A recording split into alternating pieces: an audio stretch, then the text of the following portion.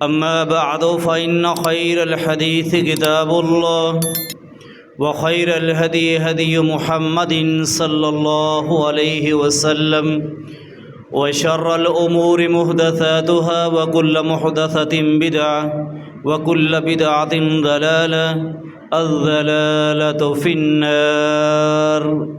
أعوذ بالله من الشيطان الرجيم. بسم الله الرحمن الرحيم. وأما بنعمة ربك فحدث. وقال أيضا: وإذ أسر النبي إلى بعض أزواجه حديثا. عن عبد الله بن مسعود رضي الله تعالى عنه قال قال رسول الله صلى الله عليه وسلم: نظر الله امرأ من سمع مقالتي فحفظها وعداها كما سمعها إلى آخر الحديث. رواه امام الترمذی في جامع.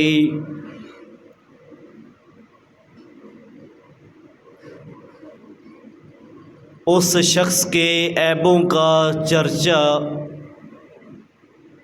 کبھی اس شخص کے عیبوں کا چرچا ہو نہیں سکتا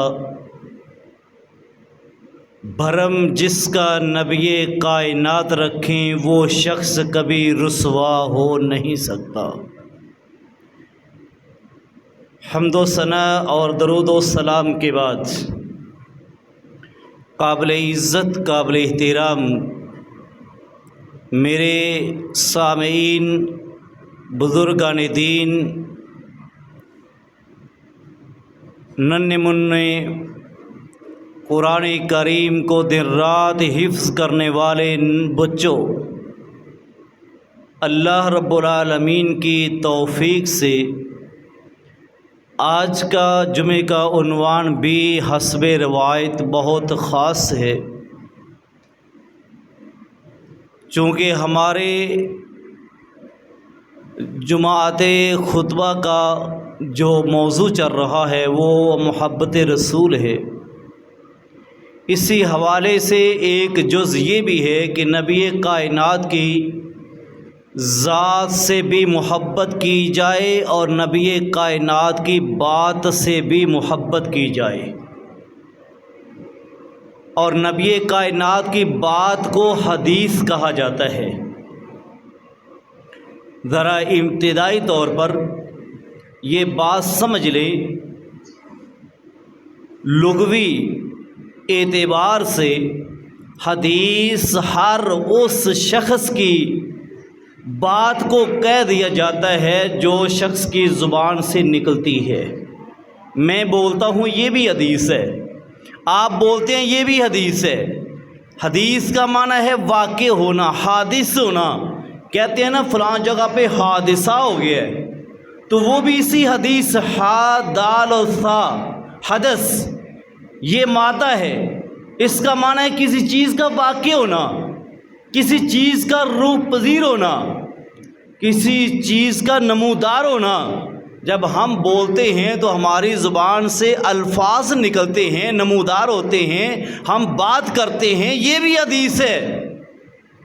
اور حدیث نئے زمانے کو بھی کہتے ہیں، ہر نئی چیز کو حدیث کہتے ہیں. ہر پرانی چیز کو کیا کہتے ہیں؟ قدیم. قدیم اور حدیث دونوں ہم یعنی ایک دوسرے کے متضاد ہیں. جیسے اندھیرا اور روشنی ہے، دھوپ اور سایہ ہے، دن اور رات ہے، اسی طرح جو پرانی چیز اس کو قدیم کہتے ہیں، جو نئی ہو اس کو حدیث کہتے ہیں. ہماری بات کو بھی حدیث اس لیے کہا جاتا ہے کہ ہم جب بھی بات کرتے ہیں وہ نئی ہوتی ہے. لیکن شرعی لحاظ سے حدیث کہتے ہیں جو نبی کائنات علیہ الصلاۃ والسلام کی زبان مبارک سے نکلے اسے حدیث رسول یا حدیث نبوی کہتے ہیں. ہم بولیں گے وہ حدیث ہے، لیکن نبی کائنات بولیں گے وہ حدیث نبوی ہے. اور حدیث نبوی کی 3 قسمیں ہیں. کتنی ہیں؟ 3. نبی کائنات علیہ الصلاۃ والسلام نے اپنی زبان مبارک سے کوئی آرڈر کیا، کوئی بات کی، تکلم فرمایا، گفتگو کی، اپنے ہونٹوں کو جنبش دی، آپ نے کوئی بھی فرمان جاری کیا، اس کو قولی حدیث کہتے ہیں۔ اور ایک حدیث وہ ہے کہ جو آپ نے کام کر کے دکھایا، اس کو سنت بھی کہتے ہیں اور اس کو حدیث بھی کہتے ہیں۔ اور نمبر 3 وہ حدیث بھی ہے کہ نبی کائنات تشریف فرما ہے، آپ کے سامنے کسی صحابی نے کوئی کام کیا لیکن نبی کائنات نے اس کو روکا نہیں ہے، اس کو برقرار رکھا ہے، یہ بھی حدیث ہے، اس کو حدیث تقریری کہتے ہیں۔ جو آپ نے زبان سے بولا حدیث قولی، جو آپ نے کر کے دکھایا جس کو سنت بھی کہتے ہیں، یہ ہے حدیث فعلی، اور جو آپ کے سامنے کیا گیا اس کو کہتے ہیں حدیث تقریری۔ یاد رکھنا، اہل اسلام کا، اہل حدیث کا، اہل سنت کا، محدثین کا، چاروں اماموں کا بالاتفاق یہ مشن، فتویٰ، عقیدہ ہے کہ نبی کائنات کی تینوں حدیثوں کو ماننا ضروری ہے۔ مثال دیتا ہوں، نبی کائنات علیہ الصلاۃ والسلام نے ارشاد فرمایا، انما الاعمال بالنیات، یا جیسے میں نے ابھی حدیث پڑھی ہے، نظر اللہ امرأ من سمع مقالتی فحفظها واداها كما سمعها، اللہ اس چہرے کو تر و تازہ رکھے جس نے میری حدیث کو سنا، اس کو یاد کیا اور پھر اس کو آگے سنا دیا۔ یہ آپ کا فرمان آ گیا۔ اور دوسری حدیث آپ نے فرمایا، سلو کما رأیتمونی اصلی، اے میرے صحابہ نماز تم نے اس طرح پڑھنی ہے جیسے مجھے پڑھتے دیکھا ہے۔ یہ فعل یعنی میری طرح کام کرنا ہے، یہ آپ نے حکم دیا، اور یہ نماز جب آپ نے پڑھ کے دکھا دی، یہ آپ کی حدیث فعلی ہو گئی۔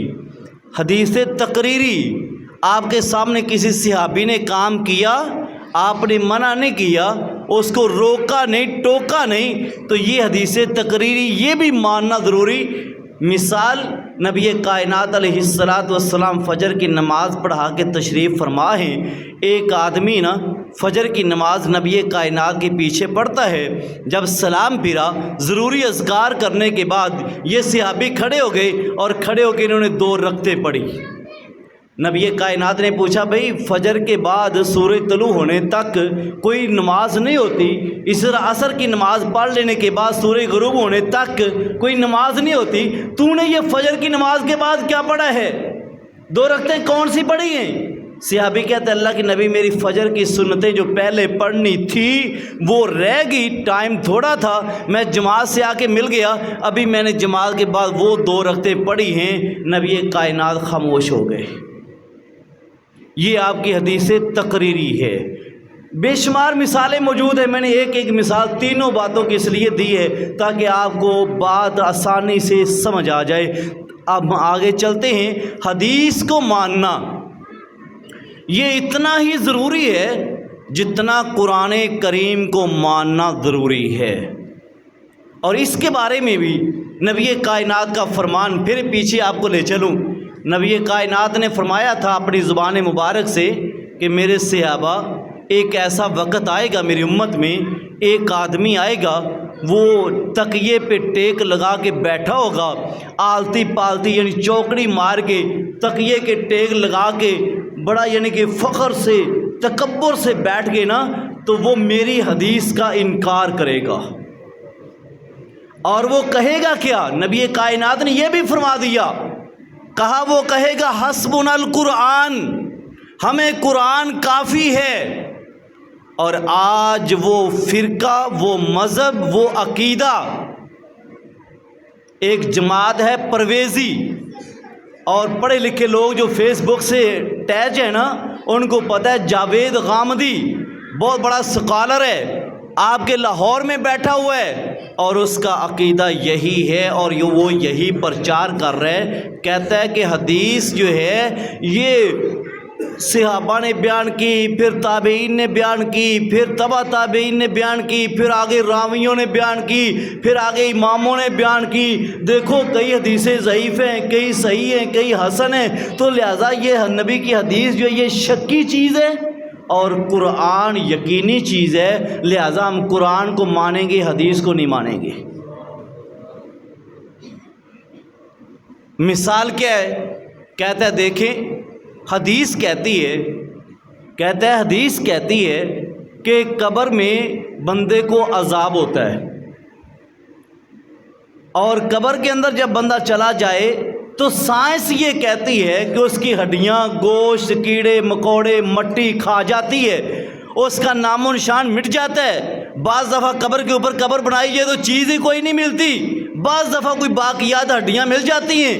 اب وہ بوسیدہ ہو چکی ہیں، بے جان ہو چکی ہیں، مٹی سے مٹی مل چکی ہے. اب ان کو عذاب ہوتا ہے، وہ کیسے ہوتا ہے؟ کہتا ہے نہ سائنس مانتی ہے نہ عقل مانتی ہے. اس لیے جو حدیثیں ہیں نا کہ بندے کو قبر کا عذاب ہوتا ہے یہ صحیح نہیں ہیں.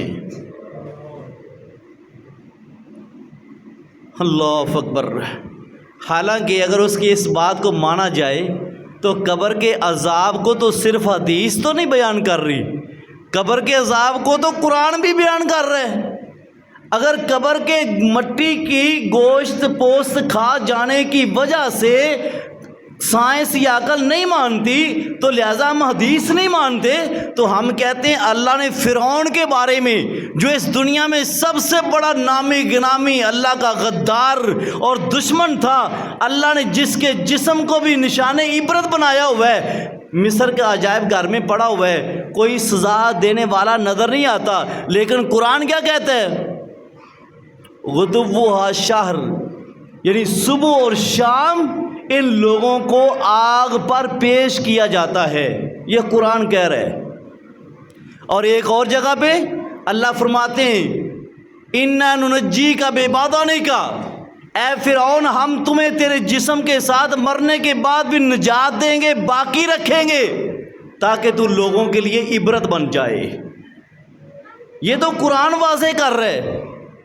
اور ویسے بھی اگر مٹی کھا گئی ہڈیوں کو، گوشت پوست کو، تو وہ جائے گی کہاں؟ وہ مٹی تو اسی جگہ پہ قبر میں پڑی ہوئی ہے نا.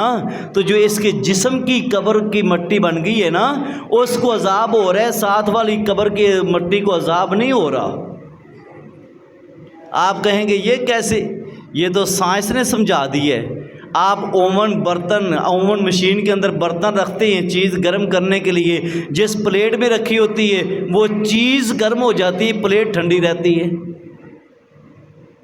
اگر سائنس کا، انسان کا عقل اتنا کام کر گیا ہے اور ایک ہی موبائل کے اندر 4 سمیں ہوتی ہیں، ہوتی کہ نہیں ہوتی؟ لیکن آپ جس کا نمبر ملائیں گے وہی سم بولے گی یا باقی بھی بولیں گی؟ موبائل ایک کے اور اس کی جو سموں کا کٹ ہے وہ ایک ہی جگہ پہ بالکل ساتھ ساتھ پڑا ہوا ہے، لیکن جس سم کے نمبر ملائے جائیں گے وہ سم سے رابطہ ہوگا، باقی سمیں آرام سے پڑی ہیں، کوئی مسئلہ ہی نہیں ہے. اگر ایک سم کو نمبر ملانے سے باقی سمیں ٹچ نہیں ہوتی، باقی سمیں نہیں بولتی، تو پھر قبر کے اندر مٹی سے مٹی اگر یہ جسم بن بھی گیا ہے تو جو اس جسم کی مٹی بنی ہے اس کو عذاب ہو رہا ہے، باقی مٹی آرام سے باقی سموں کی طرح پڑی ہوئی ہے. علی ھذا القیاس، بہت لمبا چوڑا یہ موضوع ہے. برکیف ان کو کہتے ہیں منکرین حدیث. یہ حدیث کا انکار کرتے ہیں اور سب سے بنیادی وجہ کہتے ہیں حدیث اس لیے ظنی شکی چیز ہے. کہتے ہیں کہ اللہ کے نبی نے قرآن تو صحابہ کو لکھوا دیا، یاد کروا دیا. 10,000 صحابہ قرآن کریم کے حفاظ تھے جنہوں نے قرآن کریم کو اپنے سینوں میں زبانی محفوظ کر لیا. یہ منکرین حدیث کہتے ہیں. لیکن حدیث تو لکھی نہیں گئی، حدیث کو تو صحابہ نے یاد ہی نہیں کیا، لہذا حدیث تو بس چلاتے. اور پنجابی کے اندر نا سنیہا دوئی جگہ دے جاندیاں نو اندے پلے کچھ نہیں رہتا، یہ حدیث تو اس نے اس سے سنی، اس نے اس سے سنی، اس نے اس سے سنی، یہ ہیلے بہانے کر کے حدیث کا انکار کرتے ہیں۔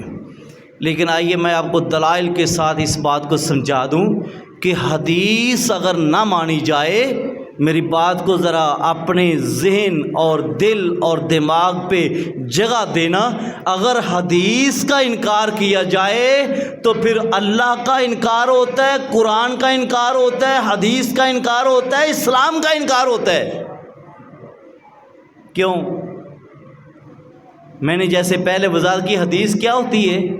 جو اللہ کے محبوب پیغمبر کی زبان سے الفاظ نکلیں، وہ کیا ہوتی ہے؟ اچھا، قرآن مجید یہ قرآن ہے، ہمیں کس نے بتایا ہے؟ بولو، اللہ کے نبی نے بتایا ہے نا کہ یہ کیا ہے؟ 30 پارے ہیں، 547 رکوعات ہیں، 114 صورتیں ہیں، 86 مکی ہیں، 28 مدنی ہیں، یہ احکامات ہیں۔ قرآن کریم کی پوری تفصیل یا لکھوایا یا یاد کروایا کس نے؟ نبی کائنات نے۔ اگر آپ کی زبان سے نکلنے والی حدیث ہی شکی ہے تو پھر قرآن یقینی کیسے رہ گیا؟ کوئی بات سمجھ آئی ہے؟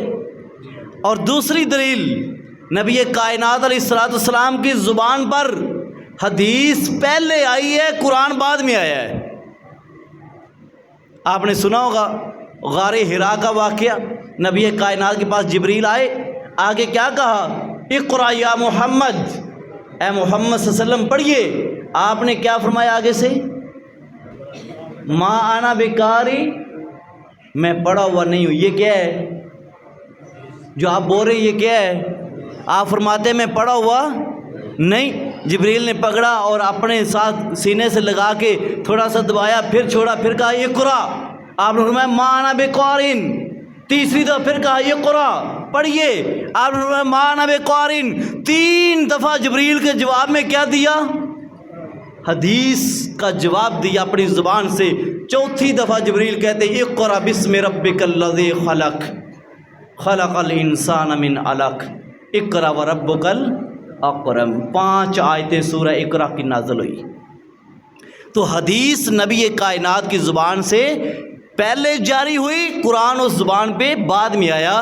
اگر آپ کی حدیث کو شک کی نظر کر دیں گے تو پھر قرآن بھی یقینی نہیں رہے گا۔ نبی کائنات نے سب سے پہلا جو مکے والوں کو اعلان کیا تھا، سارے لوگوں کو یاد ہے نا، بالاتفاق اہل حدیث، اہل سنت، دیوبند، بریلوی سب مانتے ہیں کہ آپ نے کوہ صفا پہ کھڑے ہو کے سب سے پہلے کیا اعلان کیا تھا؟ یا ایھا الناس قولوا لا الہ الا اللہ تفلحوا تملک العرب والعجم۔ یہ کیا ہے؟ نبی کائنات نے مکے والوں کو پہلے قرآن پڑھ کے سنایا، حالانکہ یہ سورہ اقرا نازل ہو چکی ہے، سورہ مزمل نازل ہو چکی ہے، لیکن آپ نے سب سے پہلے قرآن نہیں سنایا، سب سے پہلے اپنی زبان سے حدیث سنائی۔ اے مکے والو، لا الہ الا اللہ پڑھ لو، عرب و عجم کے مالک بن جاؤ گے۔ اگر حدیث کو نہ مانا جائے تو پھر نبی کی دعوت کیا ہوگی؟ تیسری دلیل، نبی کائنات علیہ السلام جب اپنے گھر والوں کو، خاندان کو اللہ کے حکم پر اکٹھا کرتے ہیں، اکٹھا کر کے سب سے پہلے ان کے آگے کیا رکھا؟ اور کوہ صفا پہ بھی سب سے پہلے اپنی ذات کو رکھا۔ زبان جسم کے اندر شامل ہے۔ آپ نے کیا فرمایا تھا؟ حل وجدتمونی صادقا ام کاذبا، اے مکے والو تمہارے اندر 40 سال گزارے، کبھی اس زبان سے جھوٹ نکلتا سنا؟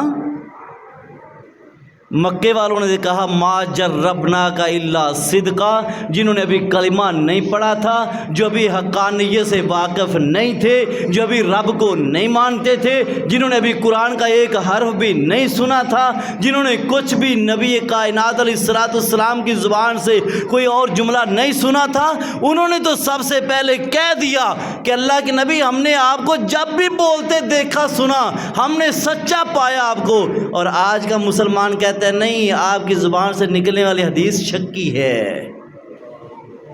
تو اس سے تو پھر وہی اچھے ہے۔ اللہ اکبر۔ تو آئیے ذرا حدیث کے بارے میں، اللہ اکبر، مسلمانوں صحابہ کا کیا یقین ہے، یہودیوں کا کیا یقین ہے، اور مشرکین مکہ کا کیا یقین ہے۔ سارے لوگ سمجھتے تھے کوئی کافر ہے تو تب بھی، کوئی یہودی ہے تب بھی، اگر کوئی صحابی ہے تب بھی۔ میری بات کو نوٹ کر لے، جب بھی نبی کائنات بولتے تھے تو سننے والا بندہ سمجھ جاتا تھا کہ یہ حدیث ہے اور یہ حدیث پوری ہو کے رہے گی، اس کے اندر رائی کے دانے کے برابر بھی شک نہیں ہے۔ ایک ایک مثال دوں گا۔ نبی کائنات علیہ السلام کی دو بیٹیاں، ابو لہب کے دو بیٹوں عتبہ اور عتیبہ کے گھر، تین اس کے بیٹے تھے، عتبہ، شیبہ اور عتیبہ۔ دو بیٹیاں حضرت رقیہ، حضرت ام کلثوم، ان کے نکاح میں جب نبی کائنات نے، ابھی نکاح ہوا تھا، رخصتی نہیں ہوئی تھی، آپ نے اس سے پہلے نبوت کا اعلان کیا۔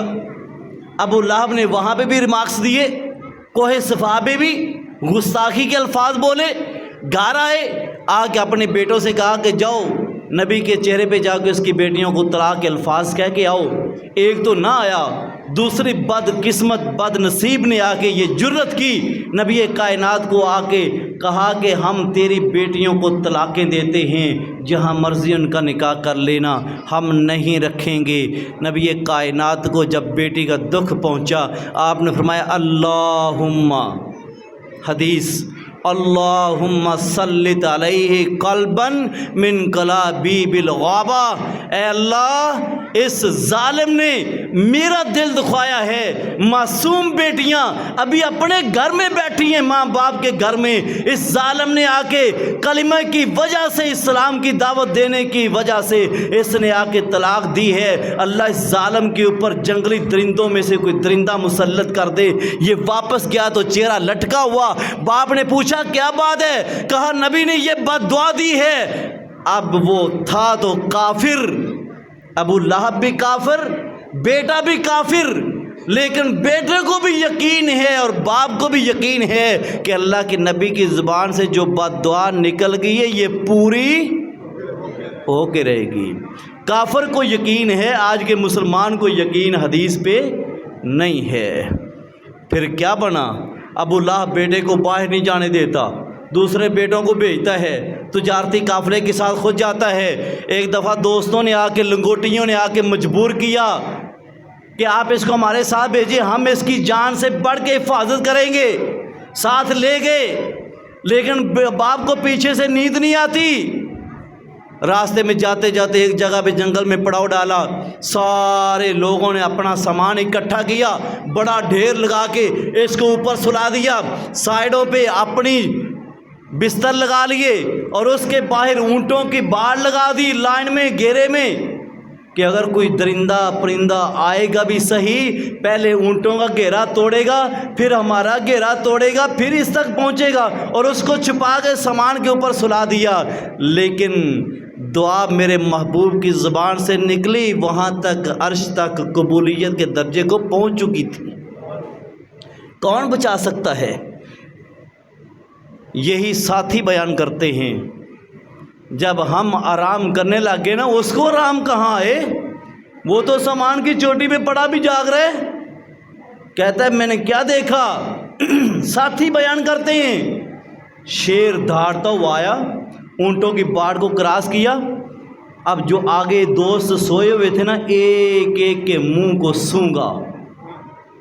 اب کس کی جرت ہے شیر کے آگے کھڑا ہو جائے، اٹھ جائے؟ وہ تو سانس بھی دبا گئے۔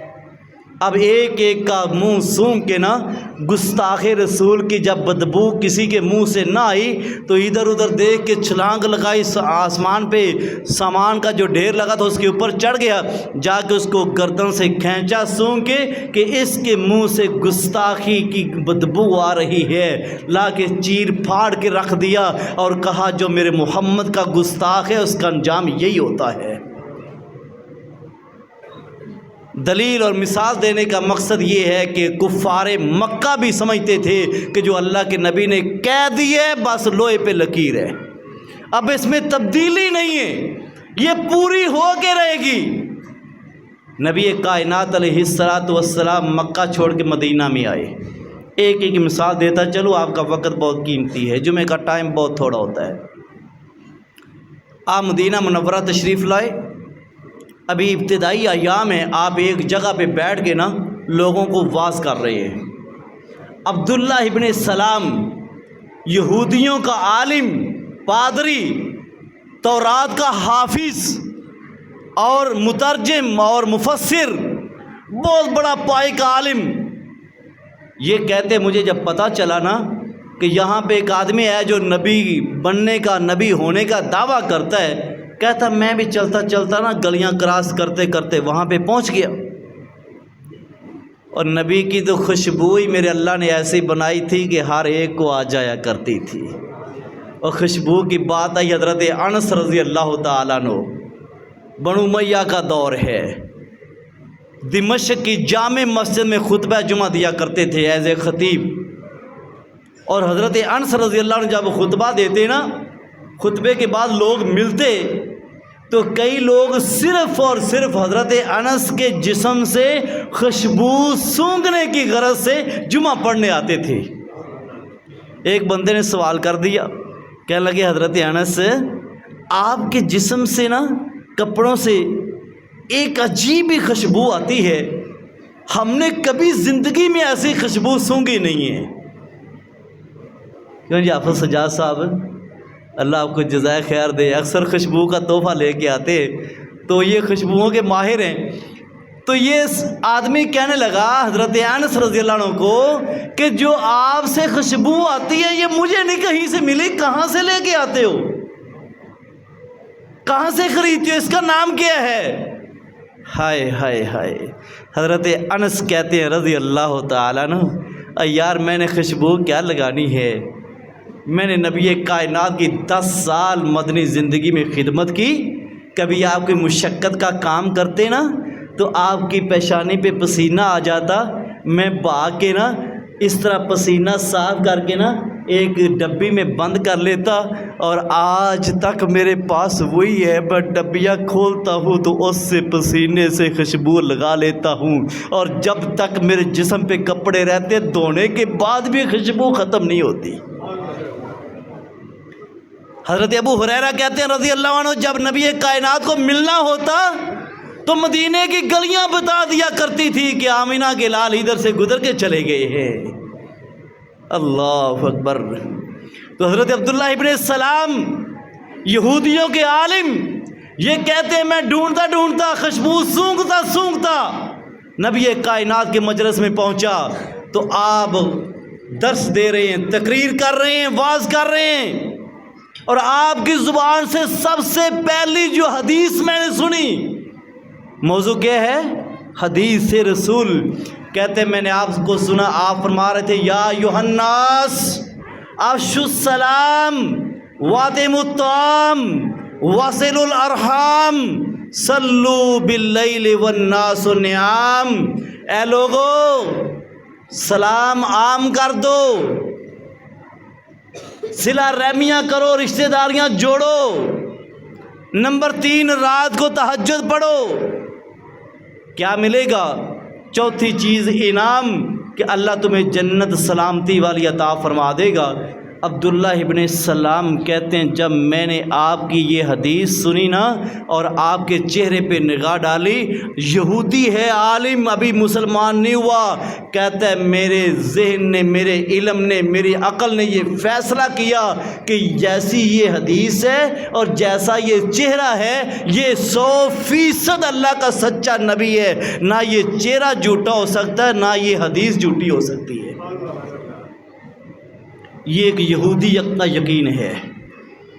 اور صحابہ کا یقین حدیث کے بارے میں، ہائے ہائے اللہ کی قسم ٹائم بہت تھوڑا ہے، لائنیں لگا دوں. آپ ہجرت کر کے جا رہے تھے، مکے والوں نے 200 اونٹ کا انعام کا اعلان کیا. جو 100 اونٹ نبی کا سر لائے، 200 اونٹ جو ابوبکر کا بھی ساتھ سر لائے. سراقہ بن مالک بن جوشم مدلجی، راستے میں ایک ڈیرہ دار چودھری آدمی، اس نے جب دور دبتی دیکھی نا قافلہ 4 آدمیوں کو جا رہا ہے، اس نے جلدی سے گھوڑے پہ کاٹھی رکھی، ایڑی لگائی پیچھے بھگا دیا. جا کے نبی کائنات کے پیچھے جب گیا نا تو نبی کائنات کو ابوبکر کہتے اللہ کے نبی دشمن آ رہا ہے, دور اور گرد و غبار اڑتی آ رہی ہے. نبی کائنات نے پیچھے مڑ کے نبوت والی نگاہوں سے دیکھا اور اللہ سے دعا کی کہ اللہ تو محافظ ہے, انت خیر الحافظین. نبی کائنات علیہ السلام کی زبان سے یہ الفاظ نکلنے تھے کہ سراقہ کا گھوڑا گھٹنوں تک زمین میں دھنستا چلا گیا. منت سماجت کی واقعہ لمبا ہے, میں اختصار کروں. نبی کائنات کے پاس 3 دفعہ گھوڑا دھنسنے کے بعد نا آپ سے معذرت کر کے قریب آ گیا. اللہ کے نبی آپ کو کچھ نہیں کہوں گا, مجھے نبی کائنات علیہ السلام فرماتے ہیں اچھا بھی سراقہ اور کوشش کر لے. کہتا اللہ کے نبی بس ہو گئی ہے, 3 دفعہ میں نے ٹرائی کر لی ہے, آپ کا کوئی کچھ بھی نہیں بگاڑ سکتا. نبی کائنات فرماتے ہیں سراقہ میرے پیچھے کیوں آئے ہو؟ 200 اونٹ کا انعام لینے کے لیے؟ تیرا کیا خیال ہے کہ جب تیرے ہاتھ ہوں گے اور کیسر و کسرا کے کنگن تیرے ہاتھ میں ہوں گے, کیسر و کسرا کے کنگن اس وقت کی سپر طاقتیں جیسے آج امریکہ, روس اور چین ہے, اگر آپ کو کوئی کہہ دے بابا زاہد ہے تیرا کی خیال ہے آج تے تو پیدل چل کے کدے کسی دے موٹر سائیکل کدے رکشے تے بہ کے آنے تے تینوں جو ڈونلڈ ٹرمپ دا تاج پہنایا جائے تے کی خیال ہے؟ انہیں کہنا مولوی صاحب خیر دے گی, یہ تو ہم خواب میں بھی دیکھ سکتے, ایسے ہی ہے کہ نہیں؟ لیکن نبی کائنات نے اس وقت اسی طرح ہی فرمایا کہ سپر طاقت کا تاج اور کنگن سراقہ تیرے ہاتھ میں ہوں گے. سراقہ کہتے ہیں اللہ کے نبی جب آپ کے صحابہ علاقے فتح کریں گے نا مجھے امن لکھ کے دے دو. جو لوگ کہتے ہیں نا حدیث لکھی نہیں گئی ان کے لیے یہ بھی دلیل ہے. نبی کائنات نے حضرت ابوبکر کو کہا ابوبکر اس کو امن نامہ لکھ کے دے دو. آپ نے لکھ کے دے دیا. صحابہ نے یہ علاقہ فتح کیا. جب یہ گرفتار ہوا نا سراقہ, اس نے وہ چٹ آگے کر دی کہ تمہارے نبی نے مجھے امن دیا ہوا ہے. نبی کائنات کے صحابہ نے چھوڑ دیا اس کو, یہ مسلمان ہو کے صحابی بن کے مدینہ میں آ گئے. اب کچھ وقت گزرا, نبی کائنات فوت ہو چکے ہیں. حدیث پہ یقین دیکھنا کتنا ہے. واقعہ بیان کرنے کا مقصد یہ ہے کہ حدیث پہ صحابہ کا کیا یقین ہے. کبھی آپ نے شاید نہ سنا ہوگا سراقہ بیمار ہو جاتے, کبھی کبھی یہ ٹائیفائڈ بے ہوشیوں کا بخار ہو جاتا اور اتنا شدت کا بخار ہوتا. کئی لوگوں کو خاندانی طور پہ کوئی مرض ہوتا ہے تو اس کو یہ بخار ہوتا, یہ بے ہوش ہو جاتا. لوگ گھر والے آس پاس بیٹھ کے رونا شروع کر دیتے کہ سراقہ فوت ہو گیا ہے. نبض رک جاتی, بے ہوش ہو جاتے, حرکت کرنا چھوڑ دیتے, آنکھیں کھولنا چھوڑ دیتے, منہ میں پانی ڈالتے, ادھر کا ادھر ادھر کا ادھر بہہ جاتا. لوگ گھر والے رونا شروع ہو جاتے. جب اس کو ہوش آتا پوچھا کیوں رو رہے ہو؟ کہنے لگے ہم نے سمجھا تم فوت ہو گئے. سراقہ کیا کہتا ہے؟ کہتا ہے لوگوں کبھی میرے بخار پر بے ہوش ہونے پر رویا نہ کرو, مجھے ابھی موت نہیں آنی.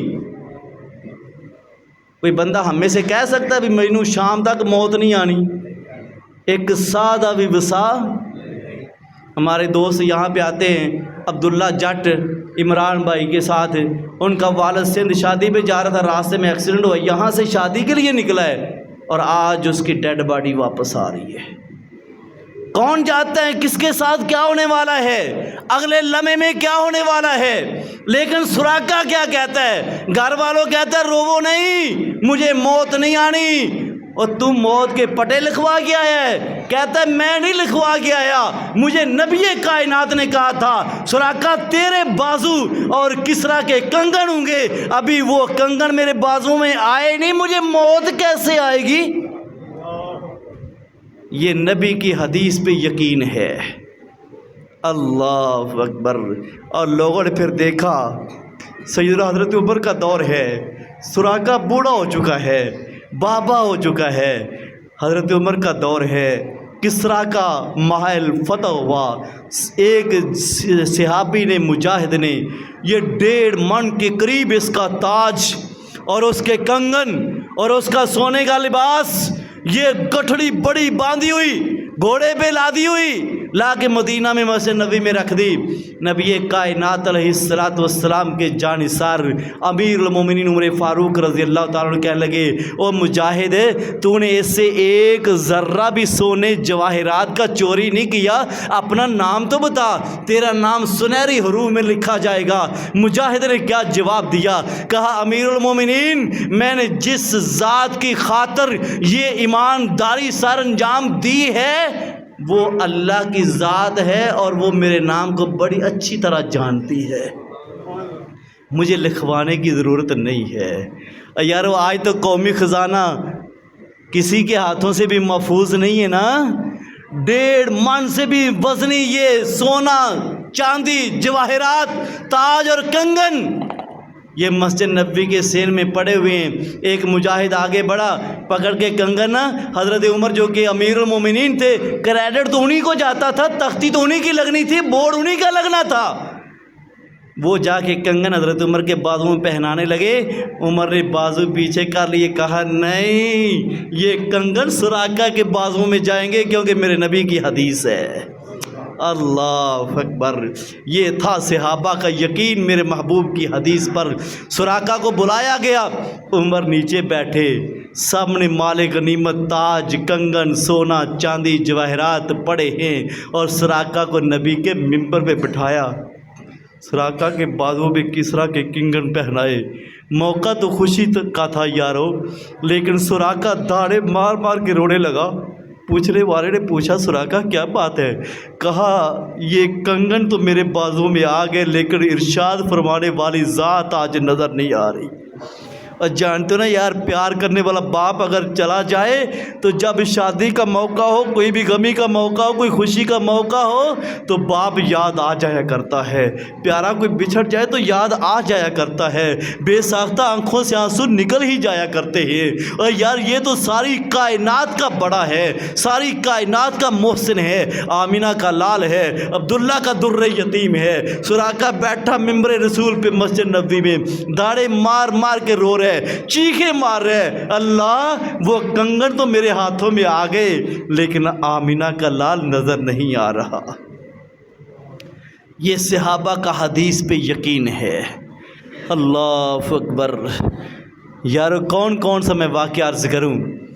سیدنا ابو بکر صدیق رضی اللہ تعالیٰ عنہ، جب لوگوں نے کہا تھا ابو بکر تم یہ اسامہ ابن زید کو امارت سے دستبردار کر دو، یہ 18-19 سال کا بچہ ہے، نوجوان ہے، بڑے بڑے صحابہ اس لشکر میں شامل ہیں۔ ابو بکر رضی اللہ عنہ نے کیا کہا تھا؟ اگر مجھے جنگل کے درندے نوچ کے لے جائیں۔ ابو بکر کو یہ تو منظور ہے، پیغمبر کی حدیث اور فیصلے میں تبدیلی منظور نہیں ہے۔ اللہ اکبر۔ آج ہم کہتے ہیں ہم بھی مانتے ہیں حدیث کو؟ نہیں مانتے، ہم تو مرضی کی حدیث مانتے ہیں۔ ہم اپنے مسلک سے پوچھتے ہیں، ہم اپنے باپ سے پوچھتے ہیں، ہم اپنے استاد سے پوچھتے ہیں، ہم اپنے گھر والوں سے پوچھتے ہیں حجامت کیسی کرواؤں، لباس کیسا لے کے آؤں۔ ہم نے کبھی حدیث کو نہیں دیکھا۔ شادی ہو، ابھی پچھلے دنوں ہم بیٹھے تھے، اللہ اکبر، ایک نوجوان کہنے لگیا وہ بھی کوئی شادی جندے تے ٹول نہ ہوئے، جندے تے فوجی بینڈ نہ ہون، جندے تے مہندی دا فنکشن نہ ہوئے۔ تو میں تو پھر کہہ دیا کہ ہاں ہماری شادی تب تک شادی نہیں ہوتی جب تک ہندوؤں اور سکھوں کی رسمیں بروئے کار نہ لائی جائیں۔ ہم سنت نبوی کو مانتے اپنی مرضی کا، لیکن صحابہ کرام نبی کی حدیث کو مانتے تھے جیسے ماننے کا حق ہے۔ نبی کائنات علیہ السلام کے پاس سے ایک صحابی آئے، آگے کہا اللہ کے نبی میرے اوپر کتنی نمازیں فرض؟ فرمایا 5 دن اور رات میں۔ کہا روزے؟ کہا سال میں 1 مہینہ۔ پھر پوچھا حج؟ کہا اللہ نے اگر استعداد دی ہے، اتنا پیسہ دیا ہے کہ حج کر سکتے ہو تو زندگی میں 1 دفعہ۔ صحابی نے نا اپنی سواری کی لگامیں پیچھے موڑی اور یہ کہہ رہا تھا واللہ، اللہ کی قسم، کیا کہہ رہا تھا؟ اللہ کی قسم لا ازید علی ھذا ولا انقص منہ. صحیح بخاری میں حدیث ہے. یہ عرابی دیہاتی آدمی، بدو آدمی، پینڈو آدمی، ان پڑھ آدمی پہلی دفعہ ہی آیا ہے، پہلی دفعہ ہی کلمہ پڑھا ہے اور پہلی دفعہ ہی فرائض پوچھ کے سواری کو پیچھے موڑا. کہا اللہ کی قسم جو اللہ کے نبی نے فرما دی ہے نا، میں اس میں نہ کمی کروں گا نہ اس میں اضافہ کروں گا. آج ہم کہتے ہیں یہ بھی کر لے تو حرج کیا ہے، یہ بھی کر لے تو حرج کیا ہے، یہ بھی کر لے تو حرج کیا ہے. قبر پہ اذان بھی کہہ لے تو کیا حرج ہے، قبر پہ پھڑیاں بھی تقسیم کر دیں کیا حرج ہے، قبر پہ گڑ بھی بانٹ دیں کیا حرج ہے، مکھانے بھی لوگوں کو بانٹے تو کیا حرج ہے، قبر کے اوپر میلہ بھی لگائیں تو کیا حرج ہے، تختی لگا دیں کیا حرج ہے، اوپر بیٹھ کے قرآن خوانی کر رہے قرآن ہی پڑھے نا کیا حرج ہے. اللہ. صحابی کیا کہتا ہے؟ کہتا ہے اللہ کی قسم نہ اس میں کمی کروں گا نہ اس میں اضافہ کروں گا. پیچھے مڑے، مسجد سے باہر نکلے، سواری کا پاؤں کسی سوراخ میں داخل ہوا، سواری سے یہ صحابی سواری گری، صحابی گرا اور یہ گردن کا منکا جس کو ہم کہتے ہیں یہ ٹوٹ گیا. صحابی موقع پہ شہید ہو گیا. ابھی تک عمل کوئی بھی نہیں کیا، نہ نماز پڑھی، نہ روزہ رکھا، نہ زکوٰۃ دی، نہ قربانی دی، نہ حج کیا. لیکن نبی کائنات نے کیا فرمایا؟ آپ نے فرمایا جس نے جنتی دیکھنا ہے اس کو دیکھ لو. جس نے جنتی دیکھنا ہے، نیکی کیا تھی ان کے پاس کہ انہوں نے یہ حدیث سن کے کہا تھا کہ اللہ کی قسم جو میں نے حدیث سن لی ہے اس میں نہ کمی کروں گا نہ اپنی مرضی نہیں کروں گا. کبھی اس شخص کے گناہوں کا چرچا ہو نہیں سکتا، کبھی اس شخص کے عیبوں کا چرچا ہو نہیں سکتا. برم جس کا میرا نبی رکھے وہ کبھی رسوا ہو نہیں سکتا. عمل کوئی بھی نہ کیا ہو نا، زبان سے حدیث پر یقین کا دعویٰ کر دے اور محبت کا دم بھر لے تو اللہ اس کو بھی جنتیوں میں لکھ دیتا ہے. اقول قولی ھذا استغفر اللہ لی ولکم ولسائر المؤمنین.